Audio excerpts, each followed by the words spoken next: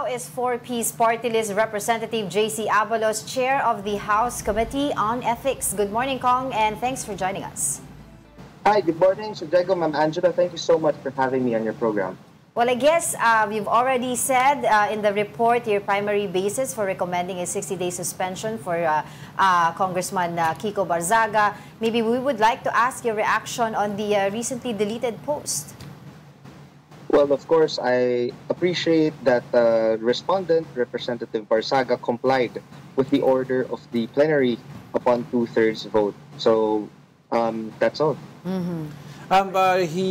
Congressman Barzaga came out in an interview recently while he said he respects naman the decision, but he said he will not be silenced and hindi daw niya iibahin ang sarili niya just to please anyone.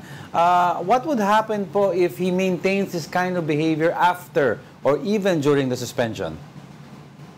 Well, I want to put on record that criticisms, expressing your opposition and dissatisfaction towards government service is a legitimate exercise of the freedom of expression.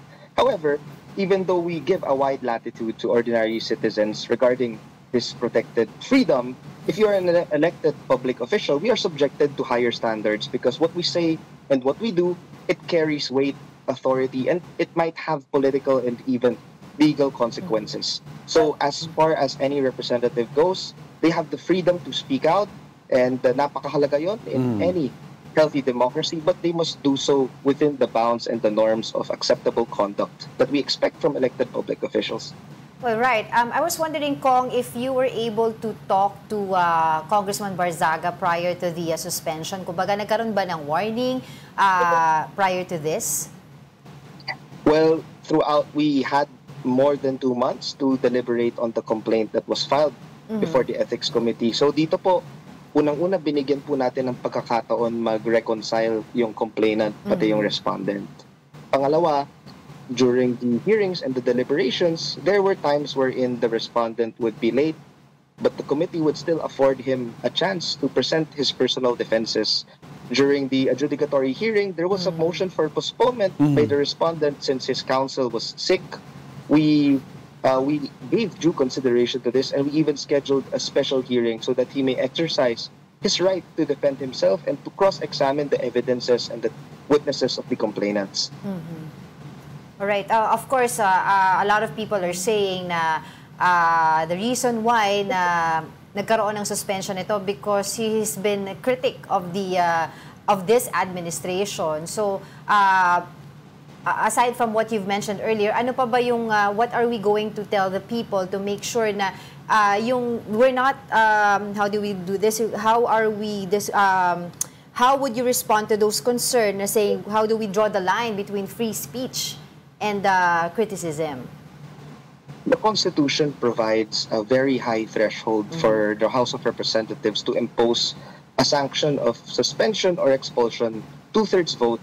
This threshold is very high because it is a safeguard to ensure that decisions by the plenary on these matters are never partisan, they are never arbitrary, and that they are never impartial. And of course, we observe due process. The committee report was one of the most lengthy committee reports I've ever read. It consists of 28 pages. Nakalagay po dyan lahat ng minutes ng ating mga proceedings, and everything was considered from the complainant side and to the respondent side. Kong, I'd like to ask, how do you separate being a legislator or a congressman from being a regular citizen of the Republic, given several people have pointed out to his antics as being acceptable if you were a vlogger, if you were an entertainer, pero as a congressman, and he does this on his own time, ano ang limitations dito? Well, alam naman po natin lahat, at nakita naman po natin lahat, hindi po katanggap-tanggap para sa isang public official na mag-post ng karangyaan na may hawak ang mga pera. Hindi rin po tama para sa isang public official na mag-post ng lewd photos na nakakabastos sa ating mga kababaihan. And these forms, these posts, they are not genuine political criticisms. And napakahalaga po na iangat natin ang level ng diskurso sa Kongreso. Kasi kung titingnan po natin ang composition ng House of Representatives, iba't iba po ang partido ng mga tao, iba't iba ang constituencies, iba't iba ang pananaw, at meron po kaming kapayapaan na i-criticize ang gobyerno, but we must do so within the bounds of what is acceptable and what is expected from an elected public official. When in one of his interviews after the suspension, he said that bakit daw yung ibang mga congressman na may mga kabit, hindi daw nare-reprimand sa Ethics Committee ng Congress. What do you have to say to that? Yung sa akin po, ma'am, the Ethics Committee can only act on complaints filed before it. And there is a good reason why. We have laws like yung Code of Conduct, kaya meron tayong House Rules kung saan pinapanatili natin ang decorum. Dahil kung gagawing depensa po natin na bakit ang mas mga mabibigat na kasalanan, hindi natin pinaparusahan, edi wala na pong paraan para i-hold accountable ang ating public officials, whether it's a big infraction or a small one. We shouldn't distinguish. Ang mali po ay mali. So in other words, if Congressman Barzaga has proof and he wants to file an ethics complaint against yung mga pinupunto niya, he may do so with your committee. Yes, and not just any congressman, even any private citizen can file a complaint before the Committee on Ethics. But I was wondering, based on your rules, even if he is suspended, he can file his own complaints or hindi pa? Well, kasi kung suspended ka po bilang isang representative ng House, suspended rin po ang lahat ng privileges mo bilang isang mambabatas. Well, dun naman po sa usapin ng mga ang tawag doon, contractors. Okay, no? So it's been an open book, sinasabi po ng lahat na dyan sa Congress ay maraming mga congressman ang contractors din. Hence, nagkakaroon ng issue ngayon sa mga flood control, yung mga deals with the government. I was wondering if the committee is going to do any motu proprio investigations regarding this to make sure po, para makita din po ng tao yung transparency ng Congress itself. Of course, naniniwala po ako na kailangan managot ng ganitong klaseng mga opisyal kasi higit namang mas malubha ang kanilang pananagutan kumpara sa mga ethics complaint. The House Committee on Ethics is ready to act on any complaint that is filed before it, and me as presiding officer, should any member upon motion bring this matter up, we will take it accordingly, it will be voted upon, and it will be acted upon. So naniniwala po ako na mas mabigat pong infraction yon. Kung nasa kapangyarihan ko lang po na yun ang pwede nating unahin, yan po ang dapat nating unahin. At naniniwala po ako dito sa Committee on Ethics, kailangan tuloy-tuloy po ang ating trabaho. Yan, tanong din marami, Kong, being part of this committee, are you planning to look into a possible new laws or to reinforce existing laws that will hold this office, yung office nyo po, in the highest degree, parang pahigpitin daw yung mga requirements, or any discussion in Congress? Well, you have a lot of issues from corruption to yung kay Kiko Barzaga, and people are asking for a higher degree, a higher standard of congressmen and also senators. Ako po, naniniwala rin po ako sa ganong pananaw at nakakalungkot po tuwing may ganitong klaseng mga kaso, imbes na maglaan po ang Kongreso ng oras sa mga mas mahalagang mga bagay at mga mas mahalagang mga panukala, nakakalungkot po tuwing may lumalabas po na case sa Committee on Ethics. Kasi tuwing nagkakaroon po tayo ng hearing sa ating committee, it takes up time. It also takes up a lot of resources, which could have been spent on more important things, which is the passage of legislation that would redound to the benefit of our people. Wait lang, kung meron ka pang ibang case ba ngayon pending sa committee, sa Ethics Committee? Sa ngayon po, merong isa na dinedeliberate pa lang. But aside from that, wala pa naman pong pending case sa aming docket. Well, while we are at it, because pinag-uusapan po ngayon yung pag-absent ni Senator Bato de la Rosa sa Senado, and people are also asking why sumusweldo pa siya kahit siya ay absent, while a normal Filipino, 'di ba, a laborer would have no salary kapag siya po ay nag-absent. Ang sabi po ni Senator Tito Soto, sa Congress, pwede sila mag-file ng complaint. Sa Congress nga, meron daw doon isang buong taon na nag-absent ay sumusweldo pa rin. So I was wondering if, I know, paulit-ulit niyo po sinasabi na kailangan may mag-file ng complaint, pero ano po ba yung guidelines po ng Ethics Committee, pagdating din po sa mga appearance, pagdalo ng mga congressman, pagdating po sa no kanilang... work, no pay. No work, no pay. Well, as chairperson of the House Committee on Ethics, I cannot speak on behalf of the Senate dahil may tinatawag po tayong interparliamentary courtesy Yeah, but Pero in your- on the side of the House naman po, kung titingnan niyo po ang naging recommendation, pagdating sa mga kaso ng suspension, wala, maski yung allowances and yung salaries ng mambabatas, wala po dahil wala pong discharge of official functions. Kaya naniniwala po ako na tulad ng isang ordinaryong mamamayang Pilipino, kapag wala ka po sa trabaho, dapat mas mataas yung standard natin para sa ating mga public officials. Pero ngayon ba, have you checked po yung mga attendance sa mga sa Congress dyan na may mga, ganun din po ba yung policy sa inyo na kahit absent, binibigyan pa rin ng sweldo sila? Well, as a matter of fact, I've made this communication even with the previous House leadership, maski sa previous Secretary General namin. Sabi ko po sa kanila, humihingi ako ng kopya ng mga attendance sheet kasi dapat malaman rin ng taong bayan kung sino yung complete in attendance dahil bawat araw po namin sa Kongreso, pinapasahuran po yan. Kung ano ba yung, just to orient our viewers also, kasi a lot are asking, ano ba yung proseso to discipline your congressman? How many strikes do you get before you're removed? How many warnings do you get? How many written warnings do you get? There is actually no hard and fast rule when it comes to this matter. Kasi unang-una magsisimula po yan sa committee level. So sa committee level, dyan po kami tatanggap ng complaint. Dito po namin ipoproseso kung sufficient pa siya in form and substance. Kung kulang, pinapaayos namin sa complainant para makompleto yung facts. Nagkakaroon po tayo ng hearing, nagkakaroon po ng deliberation sa committee, sa report, papagbotohan po namin yan. And subsequently, kapag may natatapos po kaming report, pinapasa po namin yan sa plenary for the vote of the entire House. Pero what would So it's never the decision of one person. Yeah. It's actually a collegial decision. I understand, but what would constitute for your committee to recommend the removal of a congressman?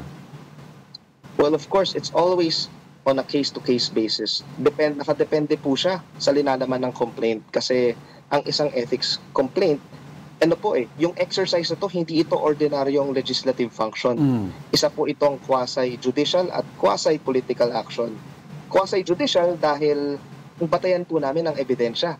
Ang batayan po namin ang complaint na binibigay ng complainant at nagkakaroon ng hearing. Yes. Binibigyan namin ng pagkakataon na magkaroon rin ng defense.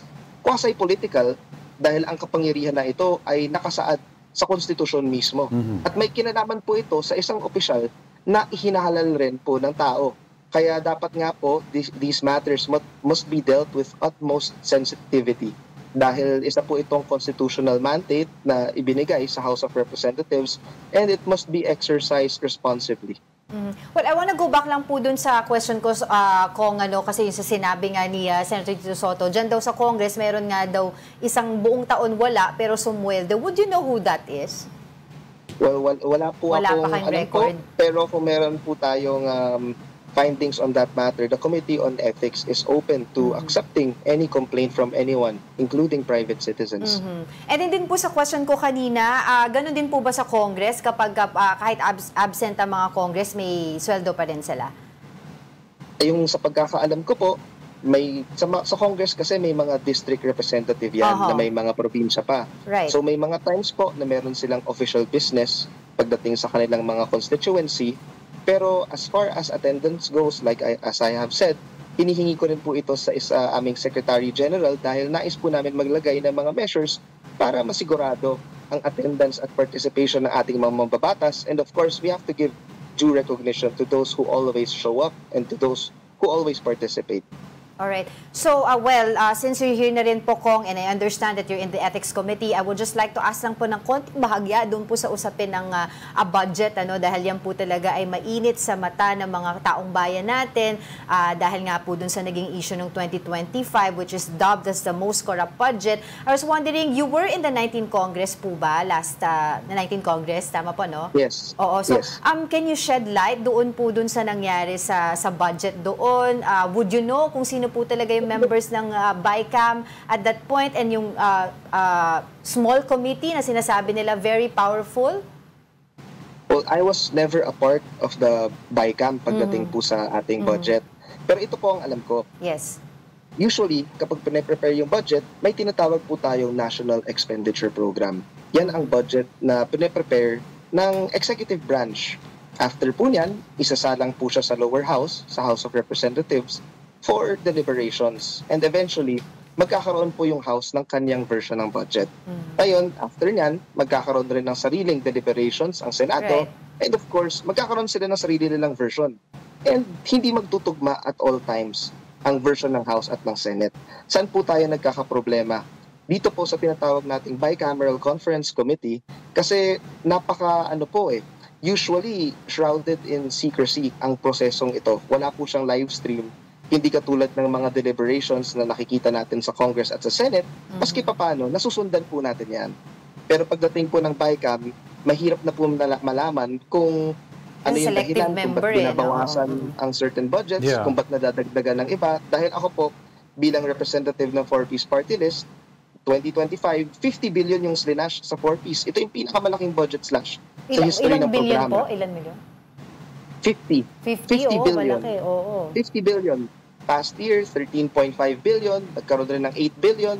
So for the past several years, ang dami pong budget cuts na nagaganap. And ako po mismo, rinaise ko po ang mga katanungan na ito mula nung 19th Congress. At nararapat lamang po na malaman natin kung saan napupunta ang budget pagdating sa ganitong level. Dahil sa National Expenditure Program, lahat naman tayo may kopya niyan. Yung deliberation sa House, live stream, nasusundan, ganun rin po sa Senate. And napakahalaga po yung BICAM kasi yan yung almost final stage bago pirmahan po ng ating Pangulo. And that is when transparency matters the most. Well, pero ngayon pong taon, sa 2026 proposed budget po sa inyo dyan sa Congress, may significance din po ba yung pagbawas sa 4-piece o medyo nadagdagan naman po? Well, sa version ng House of Representatives, retain yung 113 billion proposed budget para sa 4-piece. Pero kung titingnan po natin yung mga nakaraang budget, wala namang nanawagan sa Kongreso na tapyasan yung budget ng 4-piece. Ganon din po sa Senado. Wala pong nanawagan na tapyasan yung budget na yan. Kaya nga po yung katanungan, pagdating sa BICAM, ano yung nagiging dahilan kung hindi naman natin nakikita sa minutes ng mga deliberations na may panawagan palang tapyasan ng budget ang ganitong klaseng mga programa. Well, we hope to see those questions answered sa magiging BICAM nila na it's going to be live stream na, 'di ba? 'Yun ang pangako nila. For now, maraming salamat. Maraming salamat for joining us and we hope to have you again. That's 4-piece Representative JC Abalos, Chair of the House Committee on Ethics. Good morning. Thank you for joining us.